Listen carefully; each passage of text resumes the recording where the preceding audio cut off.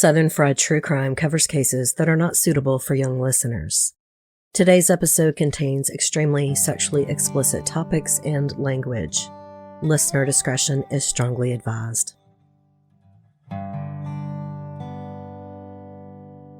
The pink triangle is a symbol of power and pride for the LGBTQ community, but it was once a source of pain and tragedy. An inverted pink triangle was sewn onto the shirts of gay men in Nazi concentration camps. The pink triangle was reclaimed as an empowering symbol, but also as a reminder of the prejudice the LGBTQ community still faces. Since the 90s, signs with a pink triangle in a green circle have signified safe spaces for queer people, which is painfully ironic for today's case. Louisville locals and the press dubbed the murder of Jamie Carroll the Pink Triangle Murder. Jamie was a gay man and often performed as a drag queen. When he was murdered, he was in Old Louisville, a place welcoming to the queer community, somewhere that a vulnerable man like Jamie would feel safe. He was killed in the home of two other gay men. Again, we have a case of what some would call a love triangle, and the ensuing trials would be called a case of he said, which man really killed Jamie Carroll? What we know for sure is that Jamie was murdered in a historic Victorian mansion in Old Louisville, a house with a dark history, before two men buried their dark secret in the basement. Old Louisville is a gorgeous, historic district. It's America's oldest Victorian neighborhood, and it's most haunted. Welcome to episode 132, Old Louisville's Pink Triangle Murder. It was a rainy night on June 17, 2010, when a 911 operator in Louisville, Kentucky, answered a call from a hysterical-sounding man. He said, "I'm at 1435 South 4th Street. My ex-boyfriend is in my house. Please come immediately." He said, "He's trying to get into the room where I'm hiding. The door is locked, but I can hear the wood breaking. I'm scared. He's crazy." After getting the man's name, which was Jeffrey Munt, the operator asked who was attacking his door, and Munt said, "Joey Venice. Please hurry." He told the operator that Venice was trying to break down the bedroom door with a hammer, and that he had a knife. Jeffrey Munt appeared to be genuinely sobbing as he begged for help, and begged for the police to hurry. Two officers responded, Christopher Pettigo and Trey McKnight. They walked around Munt's house, then pried a side door open and made their way inside. Joseph Venice came running down the stairs. Police pointed their guns at him and told him to lay on the ground. Jeffrey Munt was found hiding in the second-floor front bedroom, as he had told the 911 dispatcher. Joseph Venice and Jeffrey Munt were then separated for questioning. Munt was questioned upstairs by Officer Pettigo, while Venice was questioned downstairs by Officer McKnight. McKnight searched Joey Venice and his backpack.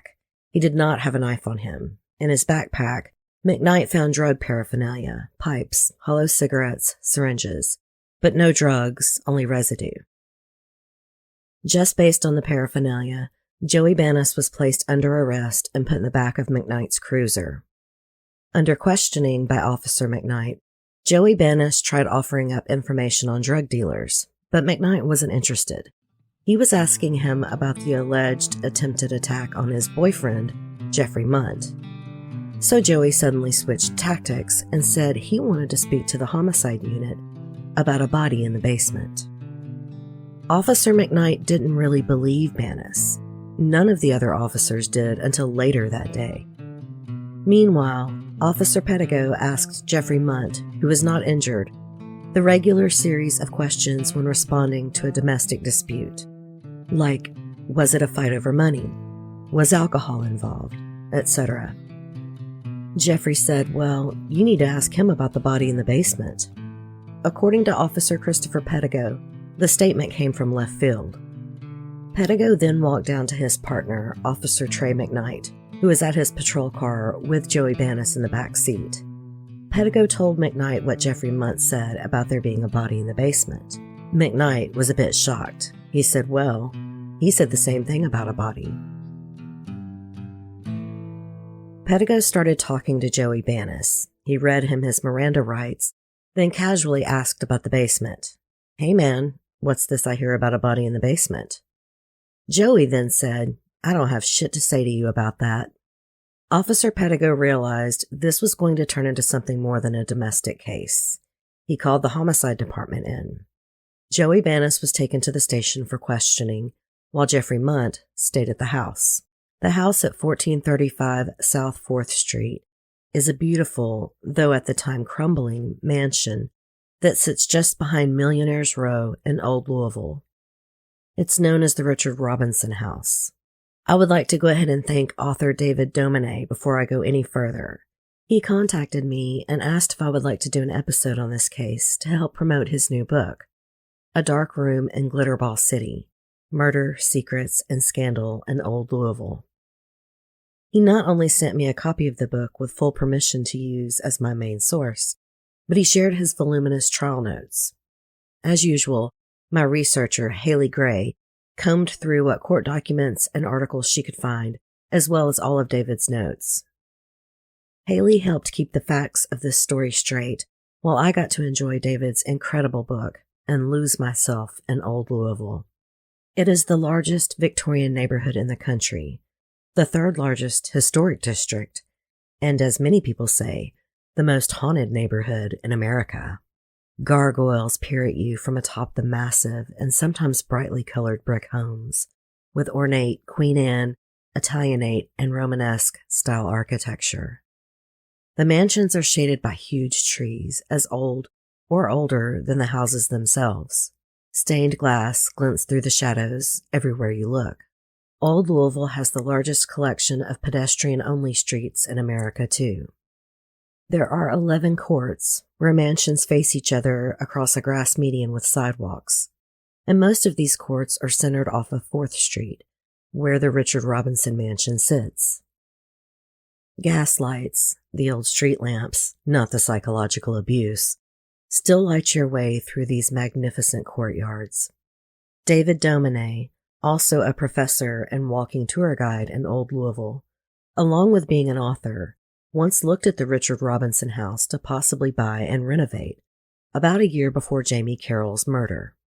That's the house at 1435 South 4th Street. It was built in 1897.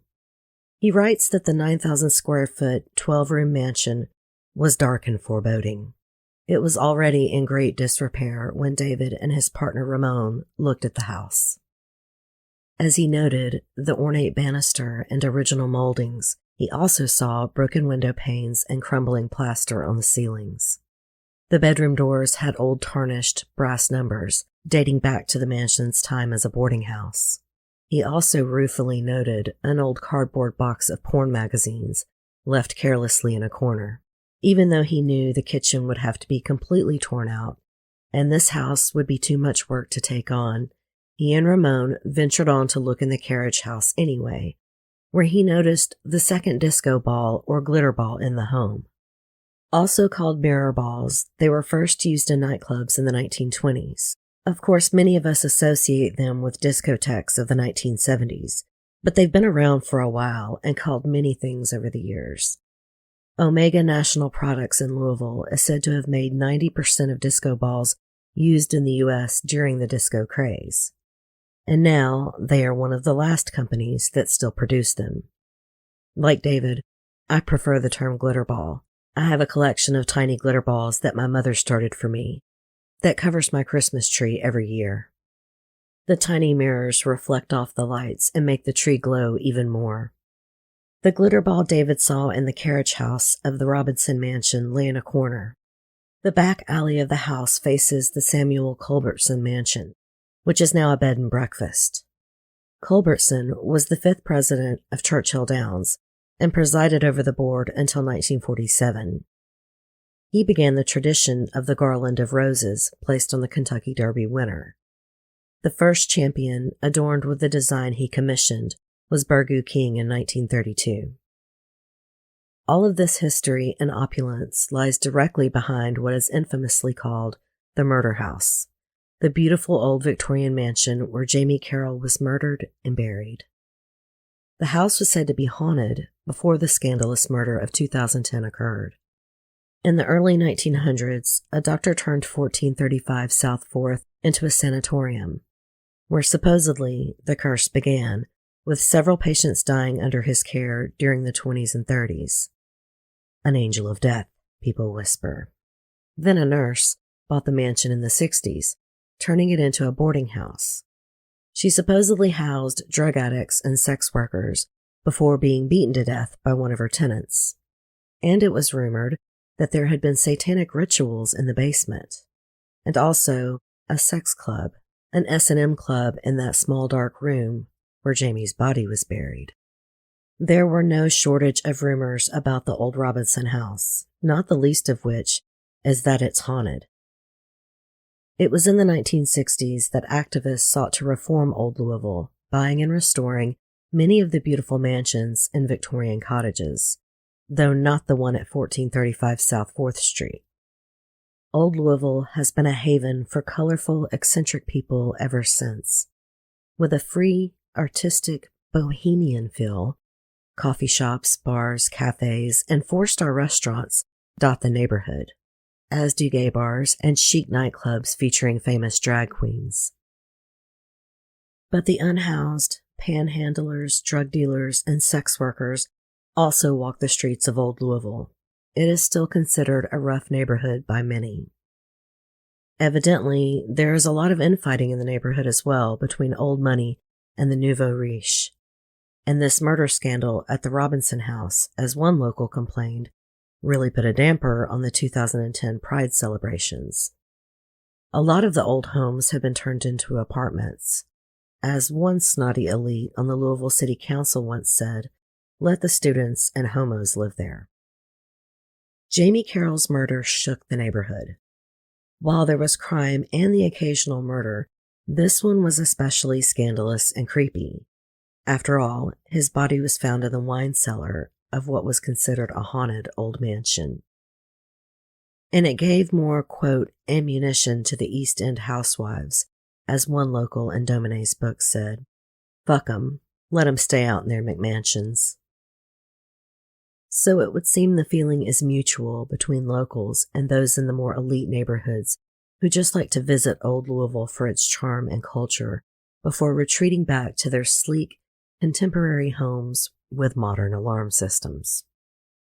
It's somehow poetic that the first bit of gossip David Dominé overheard about Jamie Carroll's murder was between two drag queens. Dominé had just spent the day with Boz Lerman, who was scouting locations for his new dazzling iteration of The Great Gatsby. He wanted a feel for where old money like Daisy grew up. He took Lerman to a party at the Gilmore Speed residence, where classic mint juleps were served in frosted glasses, as they heard about the Gilded Age of Louisville, including F. Scott Fitzgerald's Stay There, which is said to have inspired his most famous novel. As Dominé worked his way through the crowd, he heard someone say, "What do you think, Mr. Author?"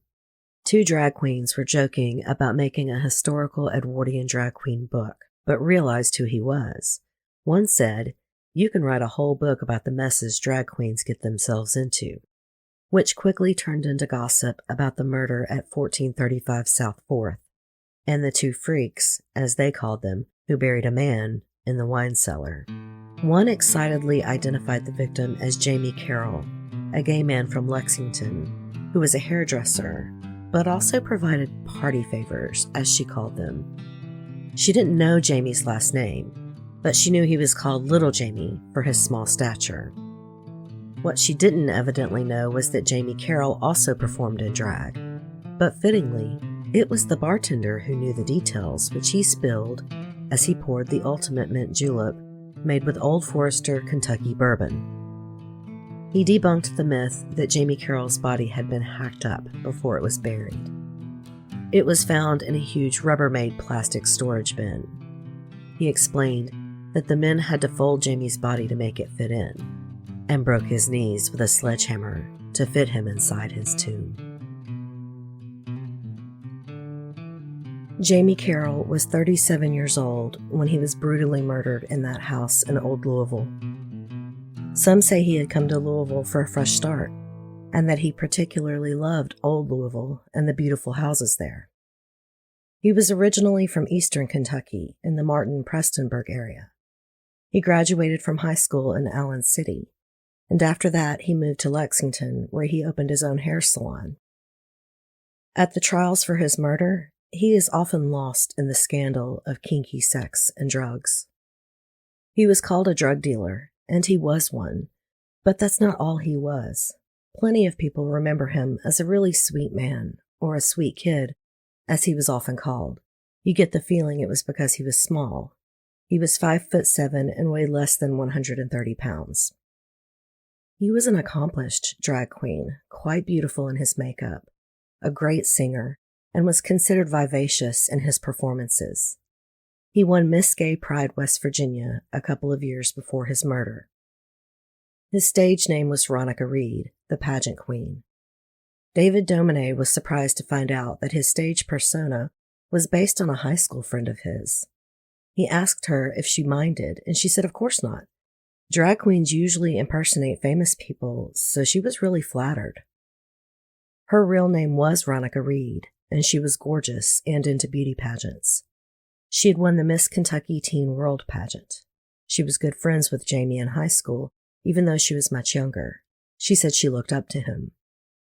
She remembered him as sweet and confident and openly gay in high school, which is kind of shocking for a small town where everyone knew each other. But Veronica said Jamie was popular and never bullied, and she fondly remembered the tight jeans and cowboy boots he would strut around in. He had the best walk of any man I know, she said. One former friend painted a tougher picture of Jamie's upbringing, talking about domestic violence in his family, money problems, and addiction. She said, quote, "He didn't have it smooth, growing up gay with all those hicks in the hills." And other friends remembered how talented he was on stage, and the complete transformation. He would be this gorgeous queen in sky-high heels and then change out of his costume and would be just as handsome. He was fit with toned arms and a beautiful smile. When he was remembered negatively, it had to do with drugs. So Jamie Carroll could be a contradiction. One friend remembering a tough childhood and another remembering a popular, happy guy in high school. He was a warm and caring friend, but also a drug dealer. And drugs, particularly meth, can really change your personality. But as one of the many colorful people in David's book said, quote, "I don't care if he was a drug dealer or had a criminal past. He had hopes, and this neighborhood killed him. Old Louisville is a fair but fickle mistress." And maybe most importantly, Jamie was not at all like the men who killed him. Both Jeffrey Munt and Joey Banis came from good families and grew up privileged. They were both around Jamie's age. Jeffrey and Joey were both born in February of 72, so they were 38 at the time of the murder. Jeffrey was from a rich Louisville family, a governor's scholar in high school who got a full ride to college, where he pledged Phi Beta Kappa and graduated with a BA in computer science. He went on to work as a computer consultant in Washington, D.C., and then moved to Chicago when he got a job at Northwestern University. Then he got a job at the University of Louisville, and he bought the house at 1435 South 4th when he was with his then longtime boyfriend. But the boyfriend dumped Jeffrey via text, and he was devastated. They were going to make the house a bed and breakfast. But by the time Joey Banis moved in, only Jeffrey's room was renovated, and he was into hard drugs. Joey Banis was from Falls Church, Virginia, the son of a prominent plastic surgeon. He had lived in Hawaii and California before Louisville. He was a hippie who followed the Grateful Dead before he became comfortable with his sexuality. He evolved into a raver and then got into the nightclub business. He either owned or was part owner in his own nightclub in downtown Louisville. This all sounds laid back and even ambitious, but Joey had been racking up felonies since 1994. He was charged with trafficking meth several times and once for assaulting an EMT. He spent a year in prison for being a repeat trafficking offender. Sentenced to 5 years, but out in 1, as the system goes. So on paper, Joey Banis seems like the bad guy in this relationship. multiple felonies, violent, a drug dealer. Supposedly, Jeffrey Munt had never even had a speeding ticket before he met Joey. Joey met Jamie Carroll first, before Jeffrey, in September or October of 2009. They met on a dating website. At trial, his attorneys painted the relationship as two peas in a pod. They said Jamie made Joey feel special, and although they were lovers, they weren't exclusive. But Jamie did become Joey's meth dealer also. Then Joey and Jeffrey met on a dating site in November of 2009. They got serious pretty quickly. Or Joey glommed on and moved in quickly, because he said Jeffrey told him to quit speaking to Jamie, and he refused, saying he didn't want to settle down and be monogamous. He said that Jeffrey was jealous of Jamie Carroll. Before the domestic violence call in June of 2010, when they both confessed to a body being buried in the basement, the two men visited Chicago in April. They were caught trying to pass a counterfeit bill at the Hyatt Regency. When the officer busted them, Joey had a fully loaded Glock in his pocket. The doorman of the hotel identified Jeffrey as the man who gave him fake $100 bills. So they were arrested and separated, taken with their luggage to the police station. At the station, Joey Banis confessed and took all the blame. He said there was $54,000 in counterfeit money in the bags, and there was. The cops also found 2 more guns registered to Jeffrey Munt. There was also ammo and magazines, computers, credit card decoders and readers, an Indiana ID that didn't belong to Joey Banis, and a fake Washington ID. The counterfeit money was seized by the Secret Service, and still, both men were released on bail and allowed to return to Louisville. At the station, Joey Banis told Detective John Lesher that the body buried in the old wine cellar was Jamie Carroll, and no one would have reported him missing because he was supposed to have gone to prison the day he died. Joey said he wanted to make a deal. Basically, he said, "I give you this information, you let me go home. I tell you about this body, you let me out of here." Joey told the police that the initial plan was for him and Jeffrey Munt to rob Jamie Carroll of his meth and cash that he had on him before he went to prison. Detective Lesher put James Carroll's name in a database. He found 2 outstanding bench warrants, one in Louisville, the other in Lexington, all from mid-December 2009. He found his mugshot and a photo from a dating site. Joey identified Jamie from the pictures. He checked prisons to make sure Jamie wasn't actually incarcerated and found 3 different Lexington addresses. He finally found a number for Jamie's mother who said, "You're not going to find him, he's in prison." I've seen Jamie's mother in later interviews, and she was understandably devastated and haunted by what happened to her son. It makes you wonder what had made them so estranged that she didn't try to communicate with her son while she thought he was in prison. Now Detective Lesher believed Joey Banis. He went back to talk to him again. Joey said that he knew Jamie through the drug scene and that he was a dealer. He said that he had only recently met his boyfriend, Jamie Munt, but that he liked meth too. The 2 men had invited Jamie to the house on 4th Street, and then they sent Jamie back to his motel room to get more meth at around 5 or 6 a.m. He said it was Jeffrey's idea to get Jamie back there with more drugs so they could take them from him. He said Jeffrey said, quote, "It sure would be nice not to have to spend money on crystal." Joey said, quote, "I really thought he was joking or pushing my buttons to see where I stood on this whole thing."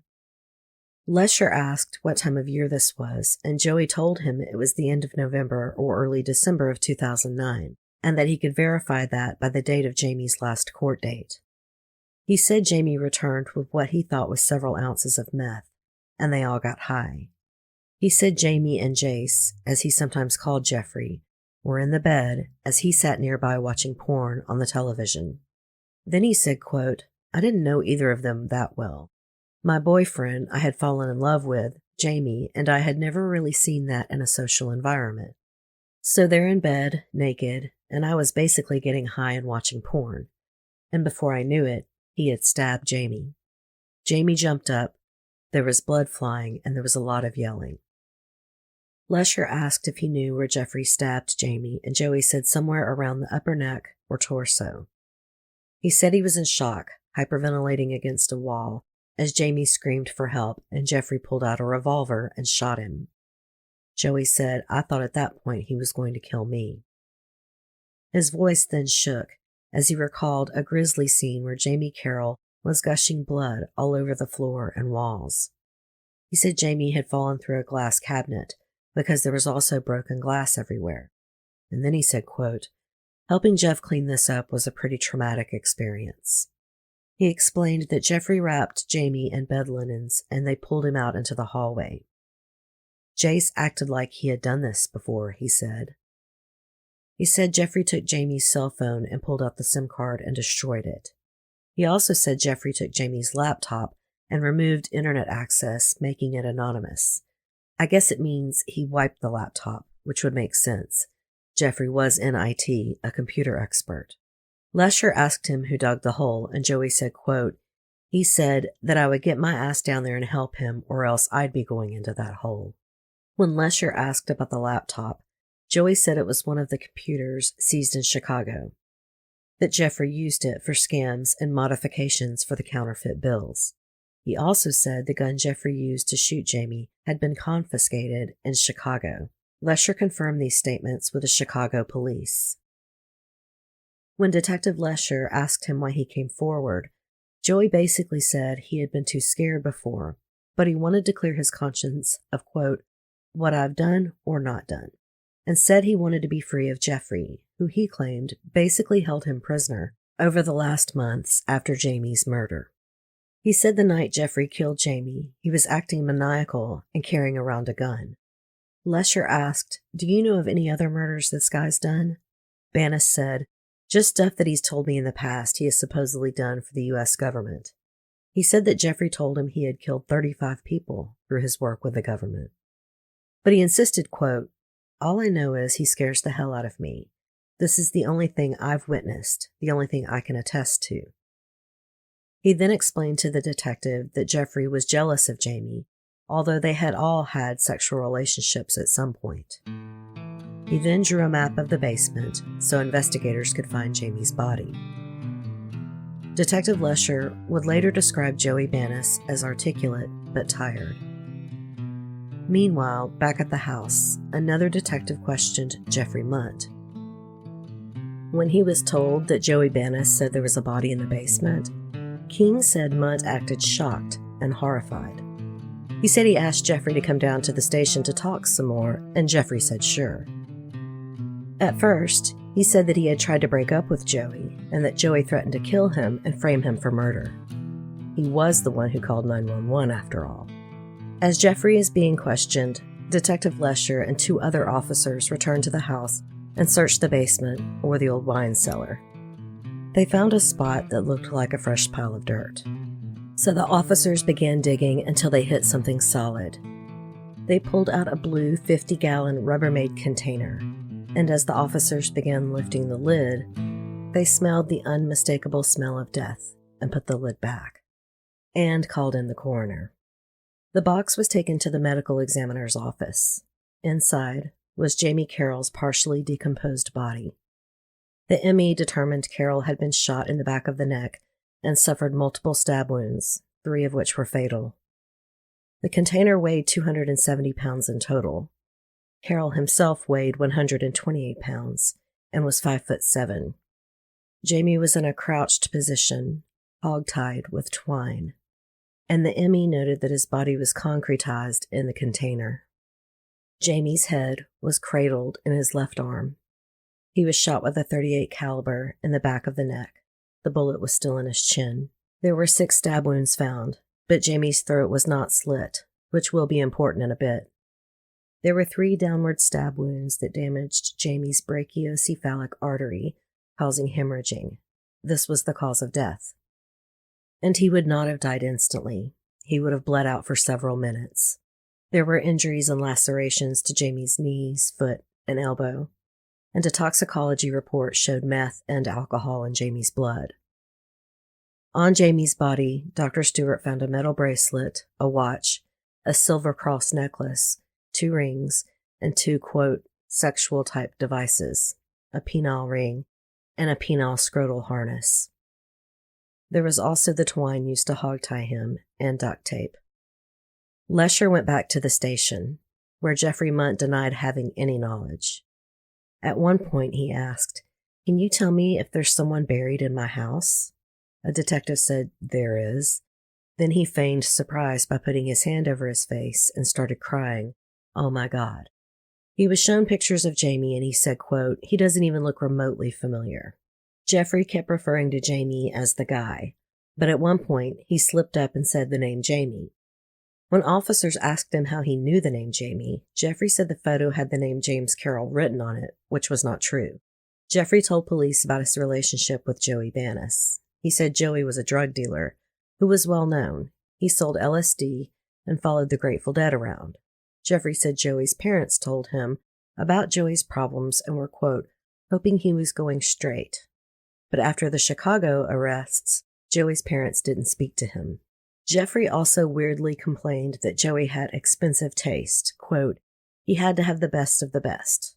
He said Joey was entitled and ungrateful. Jeffrey said Joey often had schemes to rob people.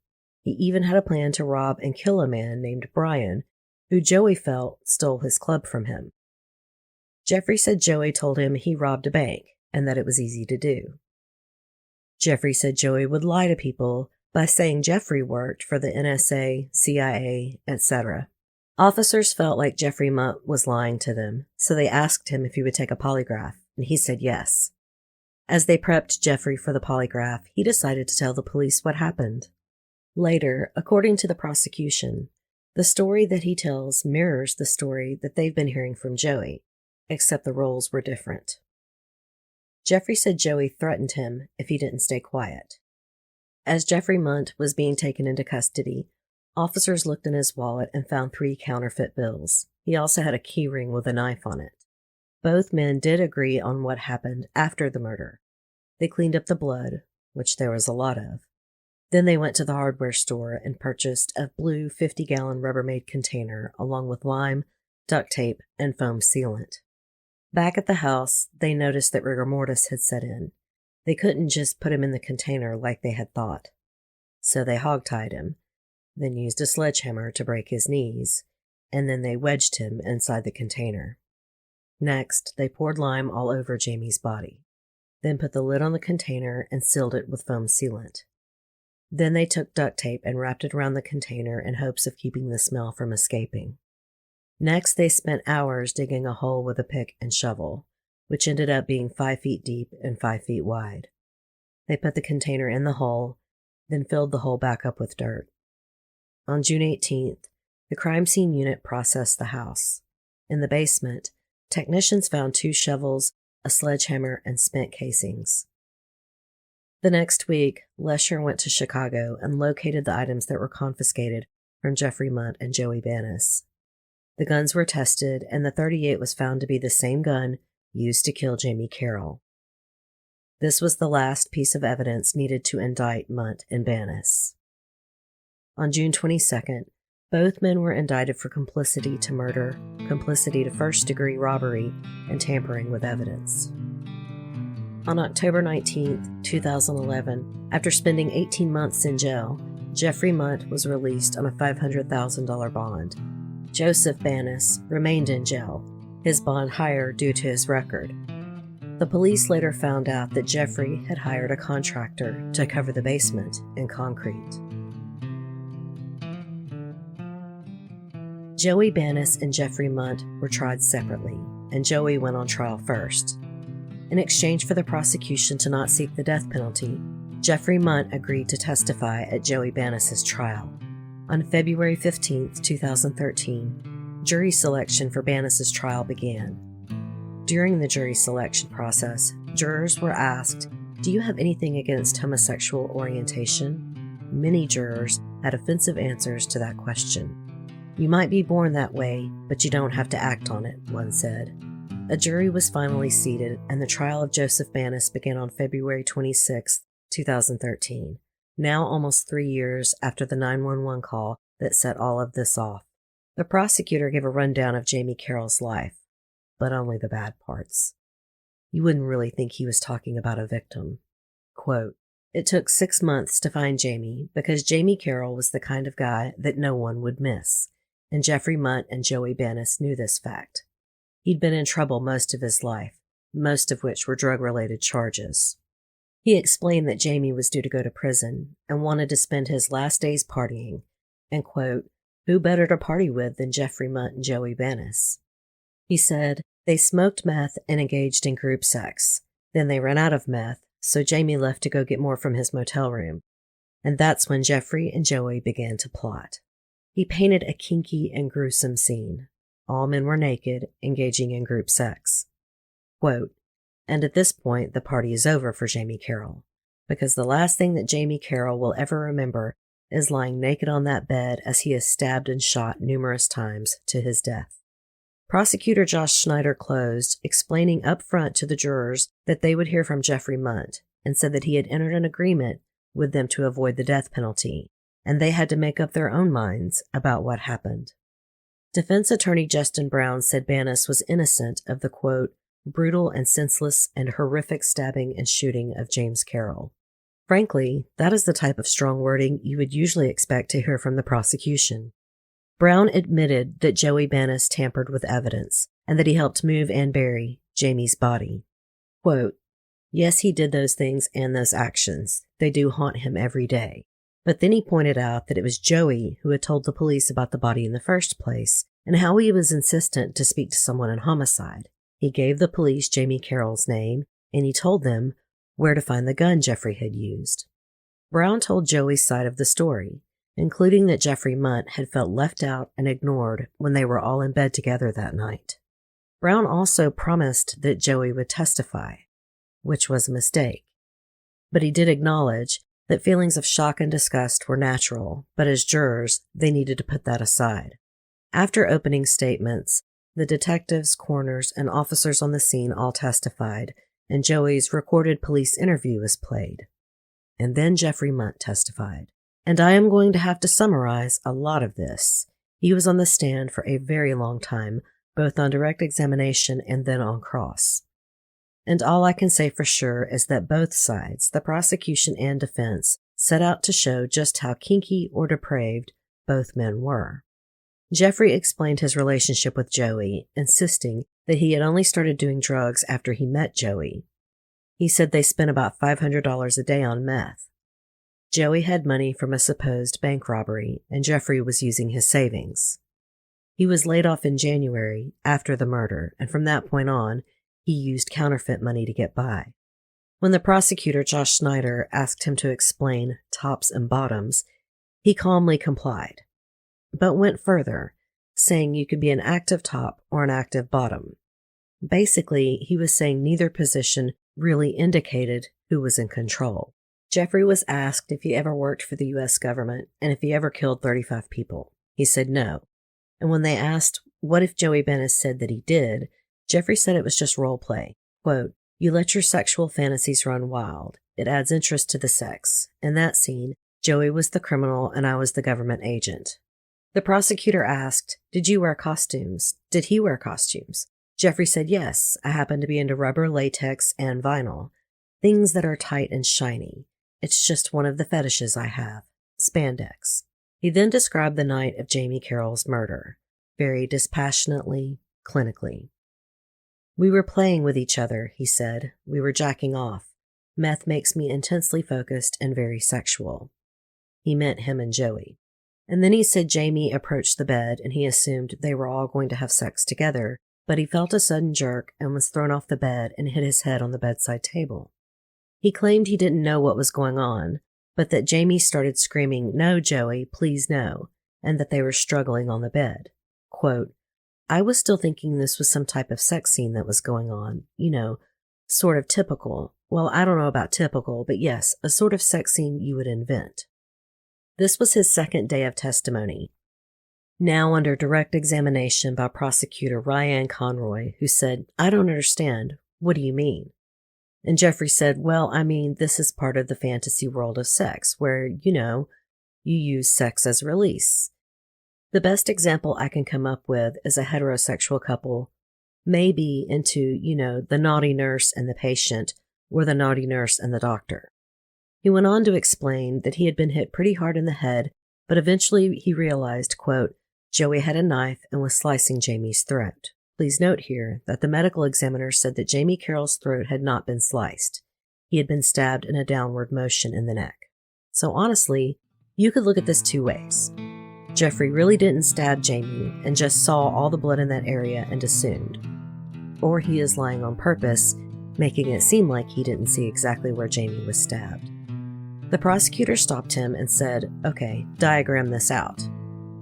Jeffrey said Joey's knife was on the chest of drawers. He said, quote, you could actually smell the blood. Remember, we were all naked. Then he described Joey Venice shooting Jamie Carroll. He said Jamie's head was facing him when he was shot. Quote, his head was just lolling about. Something on his neck had been cut. If he is lying, he is good. He said Joey gave him two choices, help or be killed. He then said he was so upset and still so high on meth that Joey gave him GHB to calm down and made him help move Jamie's body. He then said Joey locked him in the cellar with the body so he couldn't call anyone while he went to go get the supplies to bury the body, which is not what he originally told police. Prosecutor Conroy showed him a photo of him and Joey posing and smiling in front of a Christmas tree and asked if it was after the murder, and Jeffrey said yes. For some reason, Ryan Conroy felt the need to revisit their entire relationship, how they met, what they were into, and then she again asked him to explain tops and bottoms. This time, Jeffrey was explicit. Quote, top is the one who's considered anally penetrative, basically the man who fucks the other guy, and the bottom would be the one who's receiving that penetration. Then she asked if it was the same as dominant and passive, and Jeffrey said no, patiently explaining that again. I actually went back and read all the court notes for myself to see why they kept coming back to this topic. It would seem from conversations at the bench that they were trying to establish who was the dominant partner, and therefore who was probably the murderer. I think that's why Jeffrey went into so much detail about how bottoms can be dominant, because there are sex tapes shown later, and Jeffrey is on top and is role-playing as dominant. And on the stand, Jeffrey explained his enjoyment of role-playing under even more questions from the prosecution and finally said, quote, I don't know how to relate to you or the jury, quite frankly, ma'am. Now they finally got to the night of the 911 call. Jeffrey told his version of what happened on the night of June 17, 2010. He said that Joey found out he was going to the police about Jamie. He said he must have seen text messages or overheard a phone call. He said Joey confronted him, and Jeffrey said yes, he was going to the police. And that's when Joey started chasing him through the house. So he barricaded himself in the bedroom and called 911. When he asked why he planned to go to the police, he said, quote, I had just had enough. I couldn't live with the guilt of what had happened, and I just couldn't live with the violence that was being inflicted on me on a daily basis.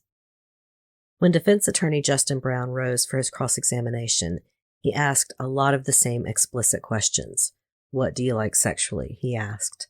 This time Jeffrey mentioned mummification. Effectively, it means basically being covered in rubber or fully enclosed in some type of constraining environment. It's the same thing that I like in bondage, he said. Brown asked Jeffrey about Joey Venice being constrained in a box during sex. Jeffrey said there was no connection between mummification and Jamie Carroll being put into the container.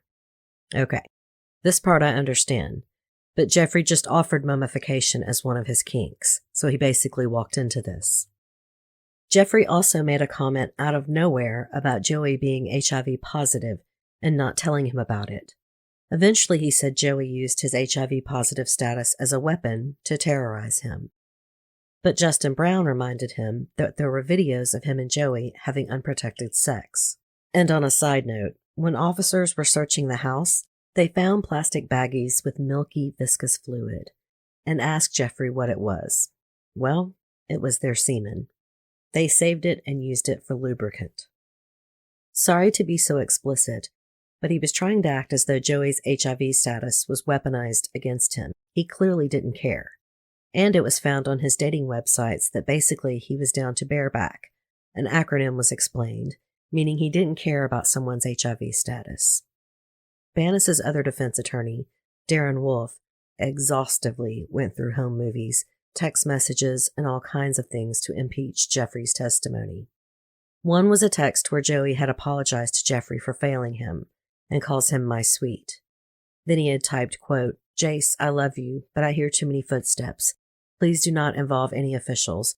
I will inform them of the basement if you do." Darren Wolfe said this was Joey threatening to go to the police about Jamie's murder. But Jeffrey denied this and said it was evidence of Joey lying. Wolfe said, quote, "So if you went to the police about some other issue, he would tell them about the body in the basement?" Jeffrey said no. This was text number 60 read in court, and it was not the last, if that gives you an idea of the sheer volume of evidence entered. Evidence that a lot of times could really be read both ways. One interesting witness was one of Jeffrey Munt's former co-workers, Libby Davis. She said Jeffrey Munt had been jolly, assertive, and sure of himself. She said she often saw him with a lot of cash. She had been to lunch with him a few times and had been to his house for a New Year's Eve party. This established how well she knew him. She said that after she saw a news report about Munt being arrested, she contacted police about something she saw. Libby said that in mid-December of 2009, she noticed fresh scratches on Munt's neck. She said they looked as though someone had scratched you really, really hard. Munt told Libby he fell off a boat dock. Libby said that after she saw the news report, quote, "I got instantly sick because I knew where those scratches came from." Finally, the defense rested. Joey Venice never testified. After seeing the grilling that Jeffrey got as a witness for the state, you can imagine what he was facing on cross-examination from the prosecution. But as the saying goes with lawyers, never promise more than you can produce. On March 8, 2013, Joseph Venice was found guilty of complicity to murder, complicity to first-degree robbery, complicity to tampering with evidence, complicity to first-degree criminal possession of a forged instrument, 3 counts of possession of methamphetamine, and possession of drug paraphernalia. The jury had deliberated for around 9 hours. After the trial, David Dominé got an email from a juror. She explained that the attorneys told her after the trial that Joey Venice didn't testify because if he did, the prosecution would play a very damning video they had of him. This video would be shown in Jeffrey's trial. After Venice was found guilty, he waived the jury sentencing phase. On March 13th, he reached a deal with the prosecution which would take the death penalty off the table. As part of the deal, Venice agreed to testify at Munt's trial. Joey would not be sentenced until after Jeffrey's trial. The jury selection for Jeffrey Munt's trial was pretty much the same, except this time there was no lengthy and graphic questions about discomfort with gay sex. Opening statements began on May 15, 2013. The prosecution's opening statement was pretty much the same as it was in Venice's trial, except this time they added in Joey Venice's 5 previous felony convictions. Then the prosecutor said, "That's the kind of guy Venice is, and who is Munt? Well, Munt is an extremely intelligent individual. Munt, for a period of his life while he was with Venice, was addicted to meth. And Munt is a liar. He is an absolute liar. There is no doubt about that. He spent most of his professional life as an IT guy with computers, working at pretty prestigious universities. He's well-spoken. He's a bright guy." Prosecution's theory was that Jeffrey Munt actively planned and committed the murder and robbery. The prosecution used text messages between Joey and Jeffrey to prove that their, quote, relationship was not based on fear as Jeffrey had contended. The prosecution also introduced a video of Joey and Jeffrey engaging in sexual acts, with Jeffrey being the dominant one, as well as a photo of Jeffrey wearing a latex shirt to prove the same thing. Jeffrey Munt was represented by prominent Louisville defense attorney Stephen Romines. The defense's opening statement was 1 hour and 46 minutes. It was long and insane. In fact, the judge interjected and said, "This opening has been extremely argumentative and long. Wrap things up. The jury's uncomfortable. I'm uncomfortable. This has been way too long." Stephen Romines' opening statement included a lot of details from Jeffrey's testimony at Joey's trial. And he played the video I told you about. In the video, Joey says he's going to commit suicide if his boyfriend doesn't stop him. He shows that he's holding a gun and then moves the camera to Jeffrey, who is sitting on the bed just looking at a laptop computer. And then he goes on to say, basically he bequeaths all he has to Jeffrey and seemingly confesses, quote, I'm here to state that any property belonging to myself as well as any funds forwarded to my estate through my part in the lawsuit involving the club go to Jace. I specifically name him. I am in love with him and consider him my lifelong partner, and it is my will that he be the beneficiary. I am holding him hostage because I have failed him and hurt him and done terrible things which I can never recover from. This includes killing, and then there's a long pause, someone who, and another long pause. This includes killing someone. Remember, we are only in opening statements here. Romine said Joey Banis was a psychopath who targeted Jeffrey. He said Joey Banis was a felon, meth junkie, drug dealer, and someone who would have unprotected sex with people to infect them with HIV. The defense said, quote, Joey Banis is a monster, and Jeff Munt was his prey. Romine said in November of 2009, Jeffrey was making $250,000 a year at the University of Louisville. A month later, Jamie Carroll was robbed of $700 and killed. Why would Jeffrey Munt do that? He had a good job, a nice car, and a house. He also said when Joey Banis found out Jamie Carroll was going to prison in December 2009, Joey said he wanted to take over Jamie's drug dealing business. The defense said that the killing happened on December 15, 2009. 2 days later, Jamie Carroll was heading off to jail. Joey and Jamie were supposed to finalize their deal that night, but Jamie backed out. And defense attorney Stephen Romine said, you don't double-cross Joey Banis. The basic defense was that Jeffrey Munt was an innocent bystander. The defense said that after killing Jamie, Joey drugged Jeffrey with GHB and said, quote, you say one fucking word and I will blow your head off. I know where your parents live and I will go there also. Romines also said Jeffrey was terrorized by Joey and that he lived in fear of him. Joey followed Jeffrey with GPS, beat him, monitored his phone, and started taking him to and from work every day to keep tabs on him. The defense had LaTanya Jones with the Kentucky Domestic Association testify that Jeffrey Munt was a battered spouse. Joey Banis tried to rescind his deal with the prosecution. He actually went back and forth so many times it's ridiculous, and I don't know why. After watching Jeffrey testify against him, you would think he would be ready for vindication, but maybe he remembered how long and arduous Jeffrey's testimony and cross had been. But he did testify. He told the same story he told to the police. He said that at first he thought killing Jamie was over robbery, but now he thought it was over jealousy. Joey said that as they cleaned the bedroom after the murder, Jeffrey removed SIM cards and got rid of Jamie's devices so they couldn't be traced. And again mentioned that he thought Jeffrey had done this before. And Jeffrey Munt did not testify in his own defense. There had been some of the same witnesses, but for whatever reason, Joey was not exhaustively asked to explain his sex life. What position means what, who was dominant. He did explain some shorthand on texts and emails like PNP means party and play, and they did of course show the graphic home movies. I'm not sure why it was different this time. Maybe they felt it didn't play that well in the first trial, which, I don't know. Joey Banis was convicted of all charges. And in both trials, graphic photos of Jamie Carroll's corpse were shown. To me, that seems to be the most humanity they show the victim, by showing him in death, the horror of it all. Otherwise, the prosecution really didn't mention the victim all that much.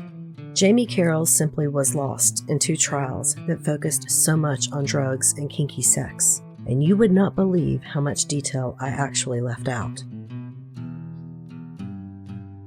On May 29th, Jeffrey Munt was acquitted of complicity to murder, but was found guilty of complicity to robbery and complicity to tampering with evidence. The jury deliberated for 8 hours. That same day, Jeffrey was sentenced to 8 years. On June 13, 2013, after testifying against Jeffrey Munt, Joey Banis was sentenced to life in prison without the possibility of parole for 20 years for the murder charge. With the other convictions, Joey Banis was given a total of 23 years. Because Jeffrey Munt had spent time in jail prior to his trial, he was immediately eligible for parole. However, he faced a warrant for his arrest in Chicago for fraud charges relating to the counterfeit bills and fake IDs found in the Hyatt hotel room. Haley put a note in her research that she could not find any trials for Munt after this. David Dominé wrote the same thing in his book, except he actually went to Chicago for the first supposed trial date and discovered that Jeffrey wasn't on the docket. He asked the court clerk. There were no scheduled hearings or trials for Jeffrey Munt. He found it mysterious and creepy. He also said there were rumors that Jeffrey changed his name and moved out of the country, some said to Germany. There had been a photo of Jeffrey at trial in a rubber suit. One of his handles on a gay website was Gummiklaus or Gummiklaus, which means rubber cloths in German. Joey Venice is incarcerated in the Luther Lockett Correctional Complex in Oldham County, Kentucky. His next parole eligibility date is June 2, 2030. After the trials were over, most people were still confounded. It was difficult to believe either man with full certainty, and most people were not happy with Jeffrey's light sentence. He was out free almost immediately after the trial. Prosecutor Ryan Conray told ABC7, quote, Jeffrey Munt was living this secret life, this life where he was doing drugs, he was counterfeiting money, he was participating in the killing of another individual. As sick as it sounds, I think he was thrilled and loved every minute of that crazy ride. The other prosecutor, Josh Snyder, said both of them, Munt and Venice, were the two most diabolical, intelligent individuals I have ever met. Jeffrey Munt's attorney, Steve Romines, said, Jeff Munt, for his entire life, had been a law-abiding, very successful person. He meets Joey Venice one night, and 9 weeks later, he's got a body in his basement. He was targeted by Joey Venice. Joey was just a psychopath. The prosecution team and investigators all believed that Jeffrey got away with murder. Defense attorney Stephen Romines clapped back with, they're wrong, and they need to get out of this business if that's what they say. The jury found him not guilty of murder, and if they believe he got away with murder, they should do their jobs better. I would argue that Romines was exceptional at his job. He was compared to fictional attorney Ben Matlock because of his southern drawl, but also his effectiveness.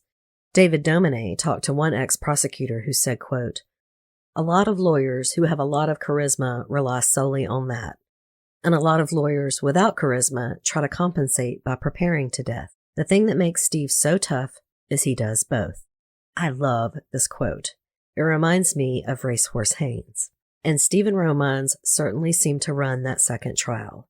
With an almost 2-hour opening statement, he never let up. And his clapback about prosecutors doing their jobs better also put a grin on my face. I do love a good slap fight in the press. And you'll notice, prosecutors changed their strategy when they tried Jeffrey Munt. There was kink shaming, but nothing like in the first trial. I wonder if they thought Romines would continuously object, trying to get that line of questioning thrown out, because I would have if I was his lawyer. I cannot believe how long and detailed it was allowed to be in the first trial. It was like Justin Brown, Joey's attorney, let it in because it made Jeffrey look bad, not necessarily Joey. But I think that backfired on him. Joey Venice's father, the plastic surgeon, had hired Justin Brown, also known as a top dog. I think he did his job well. He may have lacked that folksy persona that hides the sharp focus, like Romines had. And it would seem his hands were tied about Joey testifying. And to be honest, I don't know what to make of that video. It doesn't necessarily seem like a smoking gun to me. Jeffrey, as seen in the video, doesn't seem scared. He seems disinterested. Maybe Joey was trying to scare him by saying he would kill himself. Maybe Jeffrey forced Joey to make the video. We aren't given a lot of context about the video, so it is really strange. Either way, I just don't know. There are so many things about Jeffrey Munt that are mysterious. Detective John Lesher wouldn't even discuss the CIA rumors with David Dominé for his book. Why didn't Jeffrey Munt face trial in Chicago? Fraud pertaining to counterfeit money isn't exactly a traffic ticket. Where the hell did he go? And really, what happened the night of that 911 call? These men had kept their secret for 6 months. I heard part of the call, found it on a YouTube video. Jeffrey does sound scared, and David thought so too when it was played in court. But if anything, Jeffrey really comes off more as the dominant one. Not just sexually, it was in his manner. He seemed more controlled. And it was his gun. Joey said that Jeffrey was jealous. Jealousy actually makes much more sense as a motive. Jeffrey didn't need the money, as his attorney pointed out. Maybe they were so strung out on meth that they just wanted to steal his drugs and things got out of hand. Maybe one had the knife and one had the gun, and someone lost control. Something else occurred to me as this case has swirled in my head. What if the whole fight that night of the 911 call had been about Jamie Carroll? It may have started about something else, but then they both threatened to tell the police and accuse each other. You have to know it was something they could hold over each other's heads. Both of them offered it up out of nowhere to police officers who had separated them. Joey did first, and he was insistent about talking to homicide. He was truthful in everything he said. Jeffrey blurted it out and then later denied knowledge and feigned surprise and horror that there was a body in his basement. I really wish they had gotten the same sentence, because I don't think there is any way to prove who really did it. But what is really sad to me is that Jamie Carroll is lost in all this scandal and intrigue. He was a human being. He deserved more than to be buried in an old wine cellar and forgotten about. Even after his body was found, he was not really the focus of the story, not in the press, and not really in court. A gay man with a drug problem isn't a sexy leading story. And yet, a gay love triangle with kinky sex and drugs is. Jamie was laid to rest in Halbert Cemetery in the small community of Printer, Kentucky. Jamie Carroll does have family who grieve for him, and friends who remember him as a sweet kid. He mattered. The old Robinson house was eventually bought and renovated in December 2011, 2 years after Jamie's murder and before Joey and Jeffrey even went to trial. The new owners told the press that they had the basement where Jamie had been buried spiritually cleansed, and then they had the dirt floor paved over. But in a house like 1435 South 4th Street, with so much dark history, do you really think it can ever be cleansed of that much pain and suffering? Southern Fried True Crime is written, hosted, and produced by me, Erica Kelley. Southern Fried's original music is by Rob Harrison of Gamma Radio, and the original graphic art is by Coley Horner. Thank you to author and Old Louisville expert David Dominé for generously offering his book and his court notes for this episode. A Dark Room in Glitterball City is out everywhere now. I also recommend David's volumes on the ghosts of Old Louisville, as well as his cookbooks. David is a man of extraordinary talents, and I cannot thank him enough for collaborating with me on this episode. Thanks also and always to Haley Gray for her impeccable research. Again, she kept me straight with all the trial facts, while I got to lose myself in Old Louisville with David. Don't forget to come and find our new Facebook group. Search for Southern Fried True Crime Fans Discussion Group. We still worship our patron saint, Dolly Parton, share fun memes and delicious recipes. Our group is a safe and fun corner of Facebook, and by God, we mean it when we say no shit asses allowed.